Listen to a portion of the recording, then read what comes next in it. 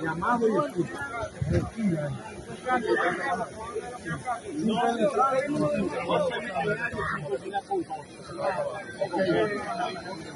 Mano, estamos narrando.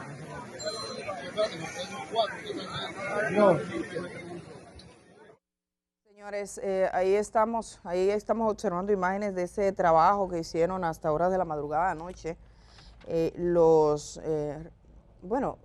Fueron diferentes organismos que se sumaron en esta tragedia que conmovió a la provincia de La Vega. Ahí incluso, ayer compartía alguien con nosotros, miren ustedes, estas son varias imágenes que se ve el momento, no directamente, pero se puede ver el impacto me cortaron las imágenes, el impacto del momento en que se derrumba ese edificio, que era muy grande, dice que se escuchó en toda La Vega. De hecho, creo que nos puede dar una idea de lo acontecido, una fotografía del local. Entonces, está claro hasta ahora que habían unas reparaciones en ese local. Hay que ver si hay méritos a lo que se ha dicho en términos estructurales, qué fue lo que pasó. Miren ahí, esta es la imagen de esa tienda. Esa tienda, ese local, hubo un incendio, dicen, hace unos 2 años o algo así, y que desde entonces como que se cuestionó, y quienes dicen que lo idóneo hubiese sido demolerlo, pero no se hizo. Siempre cuando ocurren estas cosas hay organismos estatales que son los que deberían verificar cómo fue, entonces esto debe incluir todo y que sepamos qué pasó. El presidente de la República ha pedido, y lo hizo en su cuenta de Twitter, que se establezcan responsabilidades. Pero sí le estamos puntualizando a esta hora que lamentablemente una de las jóvenes que estaba dentro de ese lugar, su cuerpo fue localizado esta madrugada. Y vuelvo y reitero que hay al menos 2 familias que manifestaban preocupación porque habían unos obreros haitianos. Sería bueno determinar, como no tienen familia ahí mismo en el lugar, eso hablando con ellos se puede saber. Nosotros incluso hemos estado haciendo intentos de comunicarnos con el propietario de la mueblería. Sería bueno también, y lo estamos procurando con otras personas, para que se tenga una conclusión en este sentido. Pero lo comento porque quizás comentarlo y teniendo las personas ahí, los organismos de rescate, se podría tener una respuesta más efectiva y rápido que le evite más dolor a estas familias. Un pequeño comentario. Sí. Vamos, como yo sé que hay unas personas que se integran, nuestra compañera Indira Suero en el bloque anterior mencionaba que en La Vega han sucedido en los últimos 2 o 3 años 3 situaciones que sumada a esta nos hablan de que hay que mejorar la evaluación estructural. Hubo el caso del incendio en la Casa Mora, hubo el caso de la caída del puente de Pontón, que es la carretera más importante que une a Santiago con Santo Domingo, y ahora ocurrió este caso. Yo creo que no solamente en La Vega, sino en todo el país hay que mejorar la supervisión de las estructuras. Eso es algo que hay que hacerlo constantemente. Nos ahorra gastos, pero también nos ahorra vidas. Esta joven que murió, de los 6 que dijeron las autoridades que estaban atrapados, es ella sola, hace que estemos muy tristes y que justifique el hecho de que es necesario supervisar constantemente. No es cierto que ese edificio se cayó por estar cambiando unos cristales. Eso no es cierto. No estoy diciendo que haya alguna responsabilidad penal contra alguien que hizo algo malo, pero hay que averiguar estructuralmente qué ocurrió para que un edificio cayera de esa manera. Por lo visto no hubo ningún temblor de tierra, no hubo ningún hecho, simplemente esa estructura cayó. Por eso están pidiendo una investigación. Miren, vamos a saludar a Germán Marte. Buenos días, Germán, ¿cómo estás? Muy buenos días, como siempre, al pie del cañón, mi querida Edith, derrotado, pero con dignidad, aquí estamos. Felicidades a todos los liceístas. Yo no sé si se están dando cuenta, se supone que el Licey, para que vean que tengo razón en lo de la coalición, sí. se supone que el Licey jugó con las estrellas. Él dice derrotado. Sí, yo iba a las estrellas, yo apostaba a los petromacorizanos, yo no lo niego. Pero mira, con relación a la tragedia de ayer, porque es una tragedia, una muerte de un ser humano es una tragedia, siempre lo será. Sea en Indonesia, sea en Sudáfrica, en Kazajistán o aquí en Puerto Rico o en República Dominicana, es una tragedia la muerte de un ser humano. Y más de esa forma que pudo evitarse. Estamos tratando de hacer contacto porque hablamos con él anoche, con el ingeniero Julio Gil, es el presidente del Colegio Dominicano de Ingenieros y Arquitectos, y preliminarmente lo que él me decía, o lo que me dijo anoche, fue lo siguiente, en lo que lo contactamos. No puedo, me decía, cito, no puedo precisar qué pasó en el momento, pero hace un tiempo a mí y a otro colega, tienen una empresa de ingeniería, él es ingeniero estructuralista y es el presidente digamos que la región nordeste, de la región norcentral del CODIA, por lo cual es una persona muy calificada, conoce el asunto. Dice, me llamaron, yo fuimos mi colega y yo, vimos la situación, solo hablamos, le dijimos, ahí había ocurrido un incendio, efectivamente, como está circulando en las redes, un incendio en el 2019, lo cual, aunque uno no sepa de ingeniería, más o menos intuye que debilita la estructura, ¿cierto? Cierto. De hecho, la mayoría o muchos de los edificios, casas incluso residenciales, que son afectadas por un incendio, hay que demolerla porque en cualquier momento se va. Sí. Se debilita la estructura, no sé cómo llaman eso, bueno, los hierros, la varilla y los bloques se debilitan por alguna manera.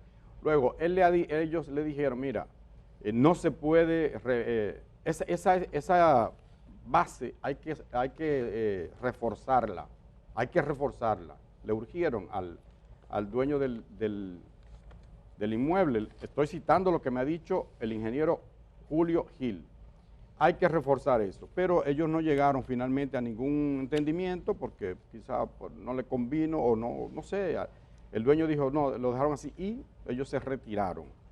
Lo que pasó ayer aparentemente fue que tal vez estaban haciendo alguna modificación, no cristal como dicen, aunque cuando usted se está cayendo, no sé si ha visto los peleadores, los boxeadores, cuando están groggy, no sé cómo se dice bien la palabra, le han dado y está así, el otro le hace y se cae. Eso pudo haber pasado, estoy haciendo una figura, en términos figurados. La cuestión que me parece triste esta pérdida humana. Ojalá que el ingeniero Gil, yo hice contacto también hice el esfuerzo de comunicarme con el dueño de la tienda, pero no nos ha respondido porque fue esta madrugada que empezamos a llamar, debe estar durmiendo a esta hora. Sí reconocer, a pesar de todo, porque en medio de la tragedia se dan acciones épicas, verdaderamente heroicas y pasan como en el anonimato, la labor de esos miembros del ejército, del equipo de rescate del Ejército Nacional, pero sobre todo de esos héroes anónimos, la mayoría voluntarios, que son los de la Defensa Civil. Defensa Civil, bomberos, sí. Pero sobre todo la Defensa Civil, que ha mejorado bastante en los últimos tiempos. Anoche hablaba con Salas, con el licenciado Juan Salas, director de la Defensa Civil, y me decía que habían enviado todo su equipo. Bueno, Germán, recuérdate que el año pasado tuvimos el tema de la mina y también ahí demostraron una gran pericia, o sea, lo lograron en un tiempo récord. Después que se estuvo evaluando, muchos técnicos internacionales alabaron lo rápido que se logró hacer, en el caso dominicano, el salvamento de los 2 mineros que quedaron atrapados. O sea, por lo menos, aún en medio de la tragedia, hay que reconocer que en República Dominicana hay equipos muy buenos para ese tipo de tareas. Miren, yo quiero saludar porque qué bueno tener esta oportunidad, porque tal como decía Germán, el ingeniero Julio Gil es la persona más idónea, indicada para conversar con nosotros por toda la condición. Primero es de La Vega, está en La Vega. Es ingeniero estructuralista, que son los que tienen que opinar de lo que pasó ahí. Y además dirige un gremio que tiene que tener una mirada en todo el país, el CODIA, en esa zona. Ingeniero, muy buenos días, ya hemos logrado contactarle. ¿Cómo le amanece a usted? Gracias por aceptar esta conversación con nosotros acá. Sí, buenos días, Edith, y contigo a los demás que te acompañan.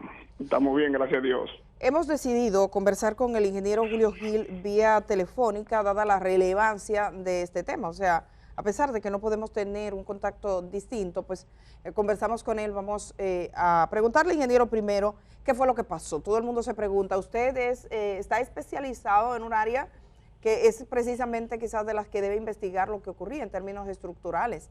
¿Qué pudo haber ocurrido desde su punto de vista y usted que ya conocía la edificación de forma previa y su historia? Sí, Eddie, déjame hacer una pequeña reseña, no sé si tenemos el tiempo. Sí, claro, por supuesto. Bien, miren, porque hay un audio por ahí que se filtró mío y quiero aprovechar y esclarecer esa situación. Ah, ¿esa es la voz suya la que se oye en ese audio que está como explicando lo que pasó? Bueno, no sé, hay varios audios, pero Hay uno, voy exacto. a hablar de lo que yo traté en el audio. Perfecto, díganos. Porque menciono una persona ahí que voy a volver a mencionar para que quede todo claro. Perfecto. Fíjate, Eddie, en el 2018, 2019, no recuerdo exactamente el año, pero uno de esos 2 años, esa tienda que era de 3 niveles, sufrió un incendio en el 3er nivel.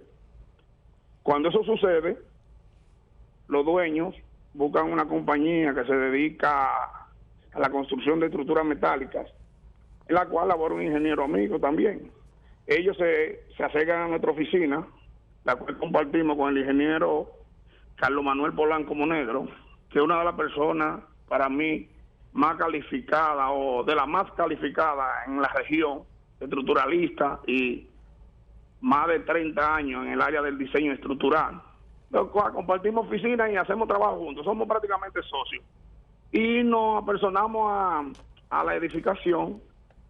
Ellos querían que nosotros lo evaluáramos porque ellos iban a aprovechar para, ya que pasó eso, reparar la estructura y ampliarla hacia arriba.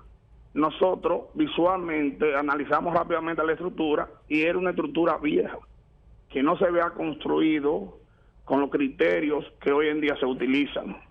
Más la degradación que había sufrido esa estructura en esos puntos por el incendio. Y nosotros le decimos a las personas que nos buscaron, que no fueron directamente los dueños. Quiero poner eso claro. Le decimos, mira, tú tienes varias opciones. Una de ellas es demoler este edificio, esta parte del edificio, y hacer un reforzamiento estructural y que los elementos que te van a soportar el 3er y 4º nivel vengan desde la fundación y construir una estructura ligera. Porque ya estamos frente a una estructura que es vieja y por más que uno la refuerce y la repare, eso nunca va a quedar como si se hiciera desde cero. Pero no recuerdo las razones por las que al final nosotros no nos involucramos en el diseño y supervisión del proyecto, y al final el proyecto se hizo. Y quiero hacer esta aclaración porque quienes construyeron el edificio, yo no puedo decir que no hicieron lo que había que hacer, porque todavía la causa que derrumbaron el edificio están todavía en investigación. O sea, el CODI ha creado una comisión que luego que los mecanismos de socorro y esas cosas salgan de... Entonces entraremos nosotros. Y por eso no quiero especular porque se dice muchas cosas. Muy bien. Ingeniero, ¿qué tal? Le saluda Germán Marte. Sí, buen día, Germán. Cuando usted dice que es una estructura vieja, ¿de qué estamos hablando? ¿Cuántos años más o menos tiene construido este edificio? Ese edificio tiene que tener 30 y pico de años. Tenía bueno, más o menos en ese entonces. Lo dicen, pero aquí hay... Lo dicen ellos, perdón, en su comunicado. Pero a la catedral tiene ¿cuántos años, don David? Casi 500. No. Alcázar de Colón. Tú dices aquí en Santo Domingo. Ajá. Sí. No, pero eso no. No, pero fíjate qué pasa. Ese edificio tiene 30 años. 30 años. Sí, pero mira qué pasa. Lo que es diseño estructural, para ese entonces, hay muchísimas cosas que hoy se toman en cuenta que antes no se tomaban en cuenta. Por ejemplo, ustedes saben lo que son los aros, los estribos que llevan la columna y la viga. Ajá. Antes se hacían de una forma abierta, a 90 grados. Cuando terminaban a 90 grados, hoy en día eso tiene un ángulo que cierra el gancho hacia adentro del núcleo de concreto. Antes tú podías poner un estribo a 30 centímetros, 25. Hoy en día, en la zona donde se unen la columna y la viga, tú tienes que ponerlo a 10 centímetros y a veces hasta menos. ¿Se entiende? Entonces, hay muchas cosas que visualmente uno rápidamente, por la experiencia que tiene, determinaba que esa estructura no había sido construida con los parámetros que permitieran hacerle otra edificación sin que la misma fuera reforzada. Ingeniero, tomando en cuenta eso que usted dice, que me parece gravísimo, o sea, esa estructura fue sometida a una remodelación y dice usted así, visiblemente no soportaba esto. ¿Quién regula eso? ¿El ayuntamiento tiene que ver? ¿El CODIA puede opinar? Usted dirige el CODIA en la zona. Obras públicas. ¿Quién se supone que permite que se haga como remendando una estructura un poquito más, un poquito más, un poquito más, y las consecuencias son gravísimas? En ese entonces, Edith, para esa fecha, el Ministerio de Obras Públicas es quien encabeza las instituciones. El Ministerio de Obras Públicas que tiene como el derecho de paralizar un proyecto, porque es quien emite la licencia de construcción. Ahora lo está haciendo el MIBE. Que quiero aprovechar, Edith, la oportunidad para hacer un llamado al ministro del MIBE. Miren, La Vega, el MIBE no tiene ni oficina. ¿Qué es el MIBE? El Ministerio de Vivienda, que son ahora los que emiten la licencia de construcción. Son los que supervisan los proyectos y certifican que la obra se esté construyendo como esté especificado y fue aprobado en los planos. Pues suponemos, porque, por ejemplo, esta obra estaba siendo sometida a ciertos tipos de remodelaciones en este momento. ¿Deberíamos asumir que lo que correspondería es que tuvieran un permiso del MIBE? Sí, así es. No lo tenía, porque... ¿No lo tenía? Sí, yo puedo decir que no lo tenía porque ese proyecto no ha pasado por el CODIA. Y ¡ay, mi madre! Para emitir una licencia, las instituciones que intervienen, Medio Ambiente, Ayuntamiento, MIBE y el CODIA. Ese proyecto tiene que pasar por esas 4 instituciones. Por el CODIA, responsablemente lo digo, ese proyecto no ha pasado. Nosotros como CODIA desconocíamos que se estuviera haciendo una remodelación ahora. Ingeniero, aprovecho. Perdón, Sí, discúlpeme, ingeniero. Usted dice que ustedes desconocían que se estuviese haciendo una remodelación ahora. ¿En términos formales o porque no era visible eso en la ciudad?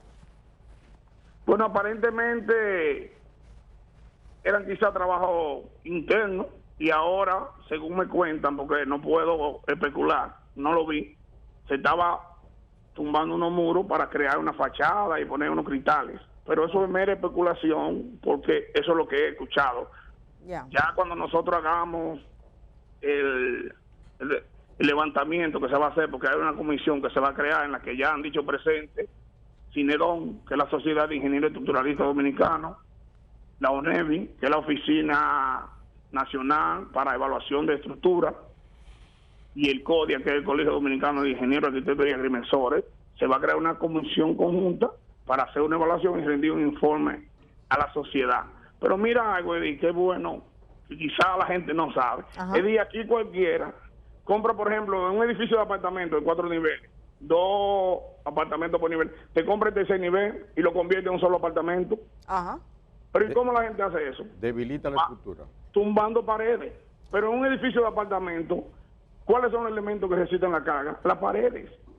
Ya, claro. ¿Tú entiendes? Aquí, por ejemplo, en la ciudad de La Vega, habían zonas que eran residenciales, que hoy en día están convertidas a comerciales, y te compran una casa vieja y te la convierten en una plaza, te la convierten en un dream. Precisamente, ingeniero Julio Gil, y finalmente quería preguntarle si tienen ustedes algún estimado de qué porcentaje de las edificaciones en el país carecen de esos estudios estructurales adecuados, ha sido construido a la brigandina, como se dice, y cuáles son las consecuencias que eso tiene, por qué la gente, o qué hace el CODIA para que eso se pueda ir resolviendo.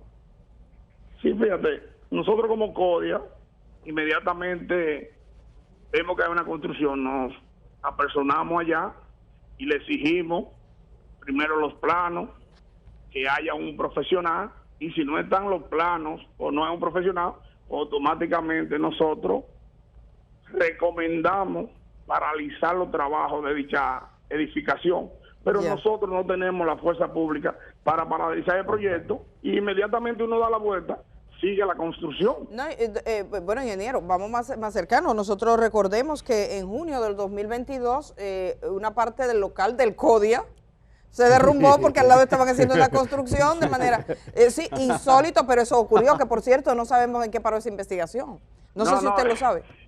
Eso es así, Edith. Eso es un desastre, porque no estamos hablando de que, una edificación que está en un campo de Yamasá, o que está en Atomayor. No, no. Codia, al lado del Codia estaban haciendo una construcción sin ningún tipo de permiso, ni regularización, ni nada. O sea, que la Virgen les acompañe, es como diciéndole a la gente. Básicamente, a mí me gustaría posteriormente hablar con el responsable del Ministerio de Vivienda, porque, digamos, que si bien es cierto que el MIBE es el organismo responsable ahora, es de reciente facturación. Y, o sea, hay un responsable. Pero es que es ahora. Hay un ministro, pero hay un responsable. Sí, pero, digo, Edith, la responsabilidad hay que Edith. determinarla en este caso, que seguro que va mucho más allá.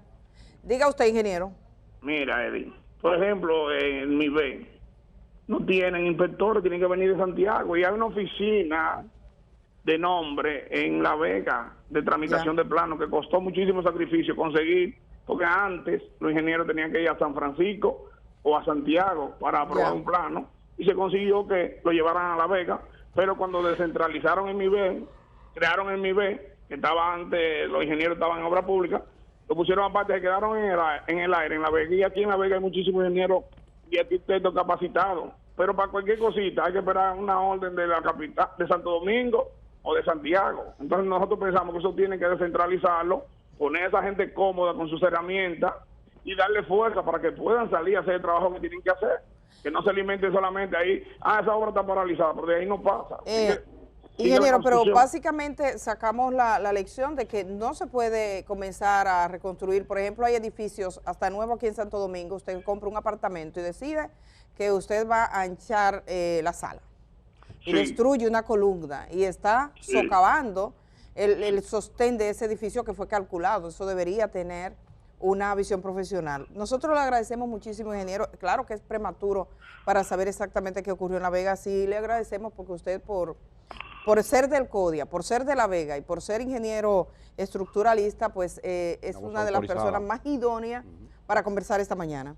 Bueno, yo soy de ustedes porque yo participé la vez con le ustedes, deseamos... que se cayó el puente también, entonces yo me siento parte del día. Le deseamos que pase usted un feliz día y así es. Muchísimas gracias. Buen día. Muchísimas gracias. Quiero anotar un dato que me están compartiendo a esta hora de la mañana. ¿Ustedes creen que es posible? Oigan esto.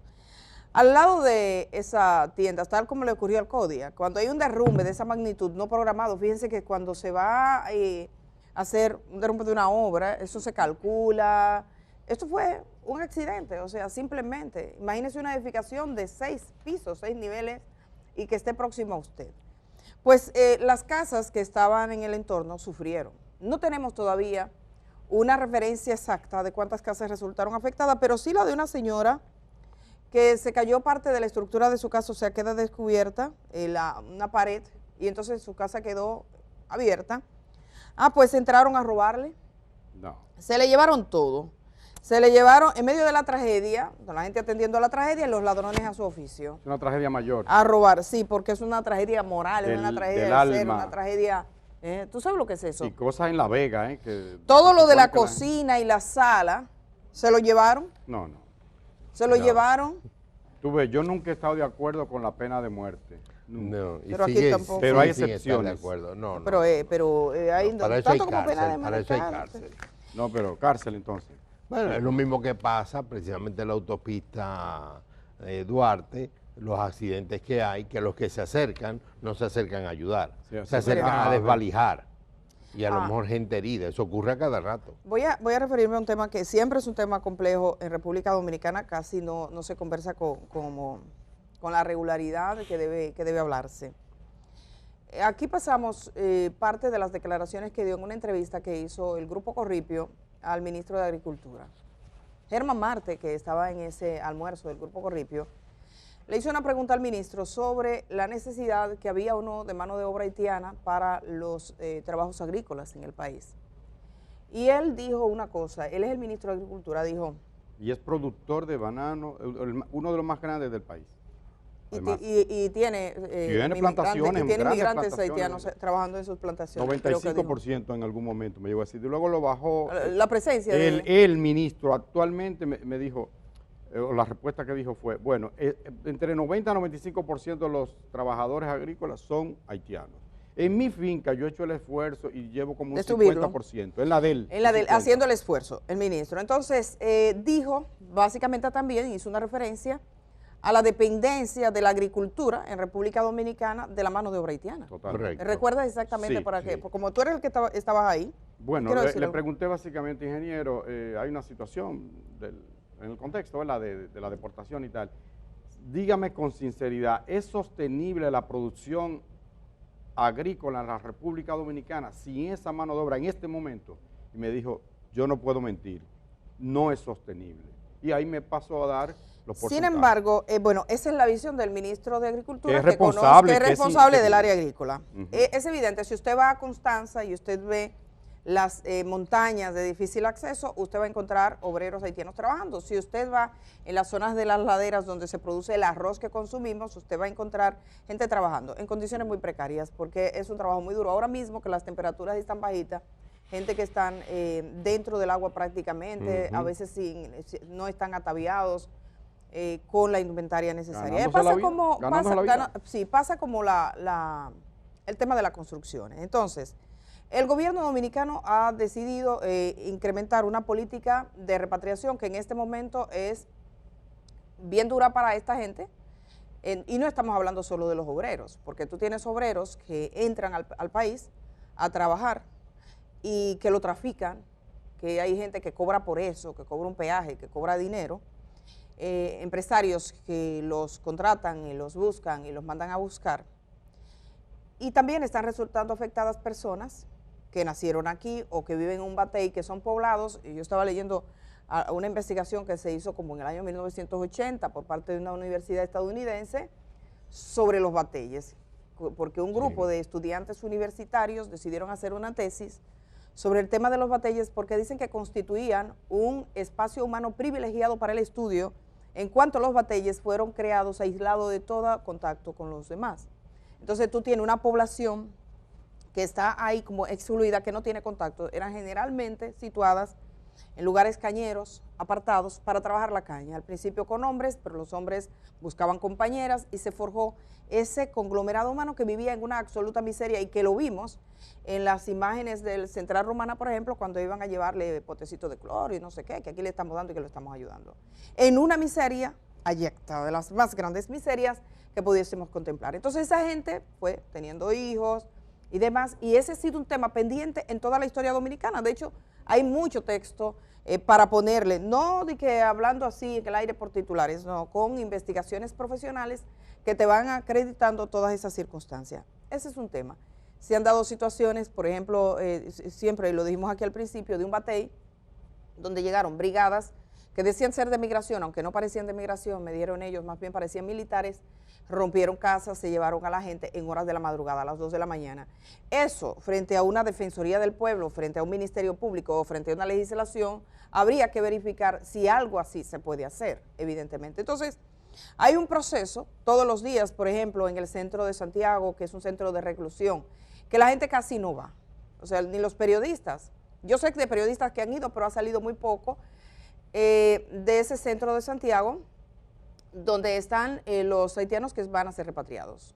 Se dieron muchos temas, ahora ya los comedores económicos les suplen de la comida, pero hubo un momento en que hasta eso, o sea, mujeres que son arrestadas, que le da la menstruación, pero que no hay una toalla sanitaria para darle. Eso era una cosa impresentable, pero lo han ido trabajando y han mejorado, por ejemplo, el tema de la comida, aunque tienen precariedades con el agua.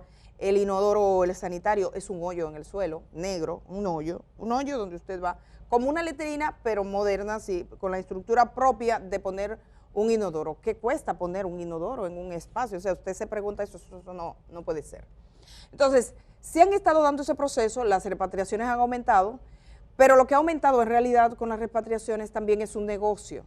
Es decir, hay militares que llevan a los repatrian y luego es como un juego estúpido que todos decimos que se están haciendo repatriaciones, pero todo el mundo sabe que al final muchos de ellos regresan pagando un dinero, que se estima entre 10,000, 15,000, 20,000 pesos, que a veces los empleadores mandan desde República Dominicana el dinero, y hay haitianos que son literalmente repatriados y le ponen fecha a la vuelta, como cuando usted se compra un boleto de avión. Dicen, bueno, yo regreso el día 30. Sí, el día 30. Sí. Y el 30 viene. Y el 30 viene, sí. Y lo hemos podido verificar. Sabemos de un caso, por lo menos de un caso concreto. Y sé de un caso de un haitiano que lo han repatriado 3 veces en un mes. O sea, que fue... También hay dominicanos que han ido 5 veces en Yola, Puerto Rico. Sí, pero, bueno, sí, porque lo repatriaron así mismo, 3 veces. Pero tú dices, bueno, frente al incremento de la protección fronteriza y demás, ¿cómo es que estas cosas pasan? Entonces, dentro de todo este contexto hay una realidad que es que no hay un proceso de planificación, de decir, República Dominicana, sentarse sobre la mesa y decir, a ver, nosotros tenemos una agricultura, ¿cuántas personas se requieren para trabajar la agricultura? ¿Cuál es la capacidad que tenemos? Y con el mismo ministro de Agricultura, ¿cuáles son las capacidades que hay? ¿Qué se va a hacer para incrementar esa presencia? Entonces, tiene esa gente indocumentada. Con lo cual, la tragedia es triple. Tú tienes gente que está trabajando en condiciones muchas veces horribles, pero además lo deja siendo carne de cañón del negociante de turno. Claro. Por ejemplo, en la provincia de Dajabón, hay que sentarse. Si quieren decir, bueno, nadie no puede trabajar la tierra, se saca todo el mundo y no trabaja la tierra. Pero sabemos que hay un engaño en eso. Es decir, se mantiene como ese zigzagueo de que, bueno, se necesitan las producciones. ¿Qué se inventaron los empresarios agrícolas de Dajabón? Darle un carnet de ellos. Evidentemente eso es irregular, porque no son los empresarios agrícolas que pueden dotar de un documento con validez a esas personas. Y ayer lo dice Migración. Eso se estila desde hace tiempo en esa zona, porque en la zona Villa Vázquez, ¿cómo se llama? Esta zona de cerca de Montecristi, Dajabón, etcétera.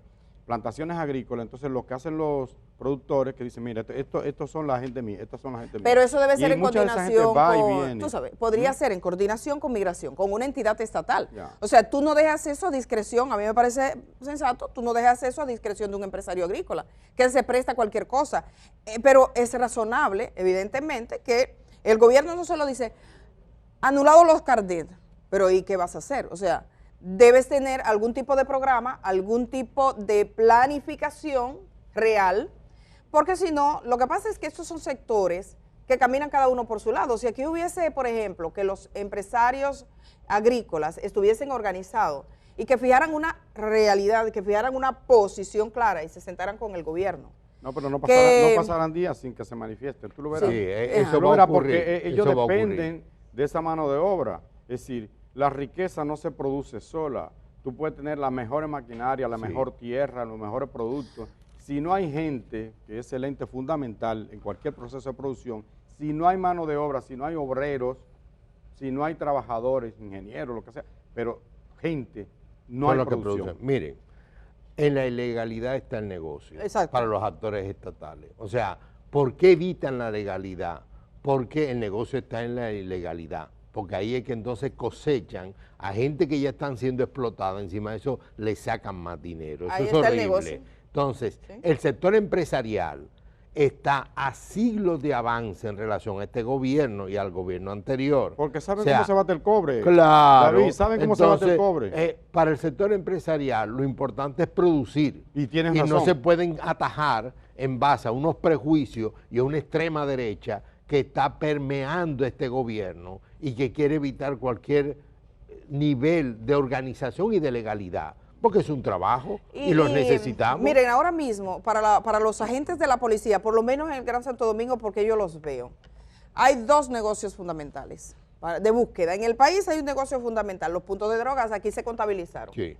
No hay un punto de droga ilegal, es ilegal en papeles, pero la legalidad se le da el pago, el peaje. Claro. No es posible que un punto de drogas subsista, como el otro día vi, un reconocido propietario de un punto de drogas en la autopista Duarte. Sí. ¿Cómo tú llegas a ser reconocido?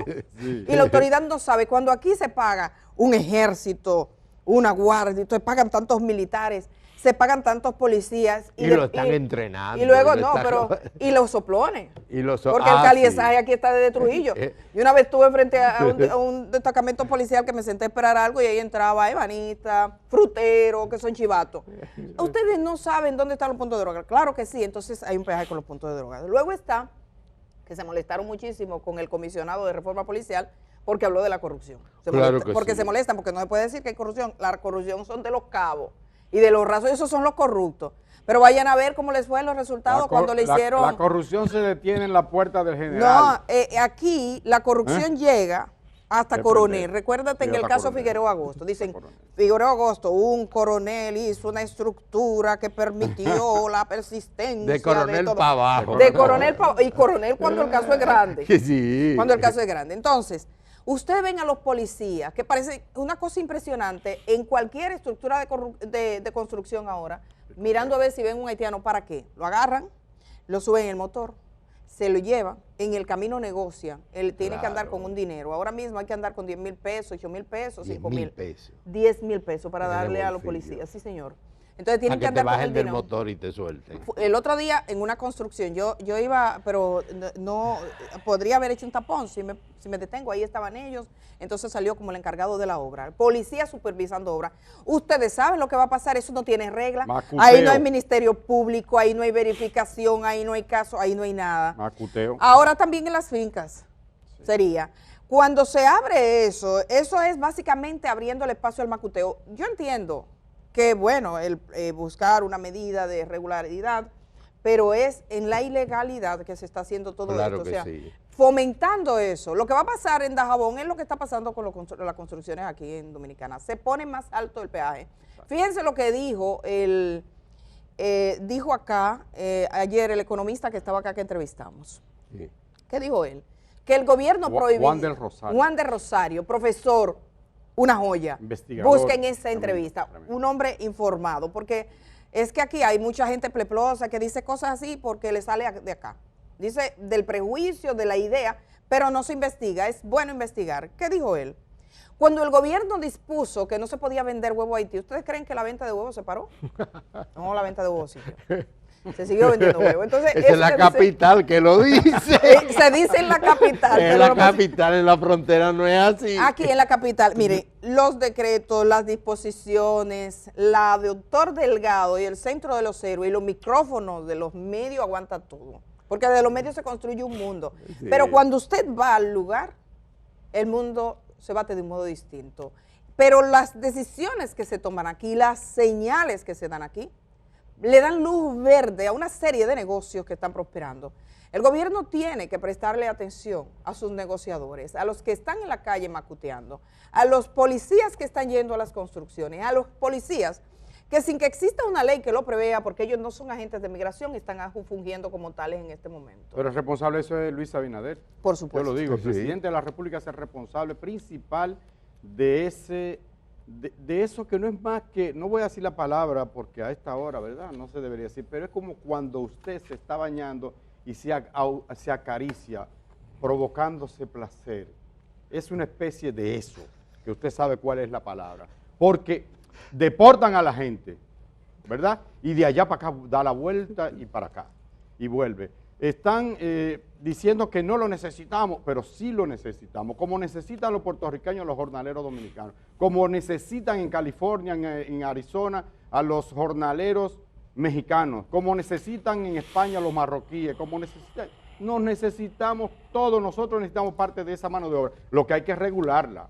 Luego, no hay responsabilidad para hacerlo adecuadamente, sino que se hace ese discurso, como ya ustedes han señalado, no voy a abundar en eso, para satisfacer, para mostrarse más nacionalista, que eso no es patriotismo.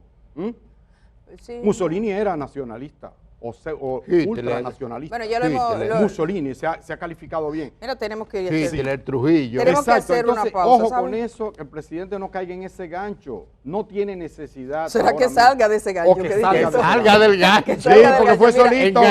Fue solito que entró. Y solo hay que recordar, señores, se lo digo de verdad a todos los que están y siempre lo digo. Se puede tener una patria, se puede ser patriota y ser decente. Claro. Algunas cosas y respetar al otro. Y respetar. Se puede hacer todo bien, orgánico. organizado, decente, revolucionario y no dar pie a negocios, porque a fin de cuentas, carne de cañón de los negociantes, sobre todo de policías, siempre, en todo momento, han sido los más pobres.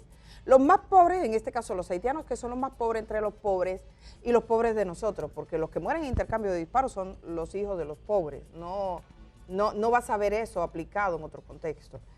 Pero bueno, dijimos este tema porque teníamos que decirlo, vamos a la pausa. Cuando regresemos de la pausa tenemos una conversación. La participación de las mujeres en la vida política de nuestros países es clave.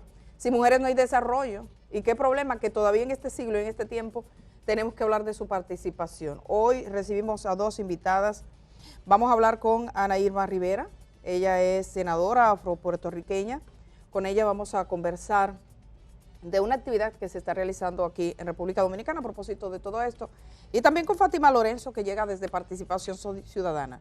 Posteriormente tendremos aquí al sacerdote Pablo Mella. Así que hacemos el cambio. Buenos días. Saludos a los liceístas que ganaron anoche frente a la coalición de equipos de República Dominicana. Regresamos de una vez. Estoy viejo ya. El día camina contigo allá donde vayas. Cuando salgas de casa, continúa con nosotros en YouTube. El día, 25 años de buen periodismo.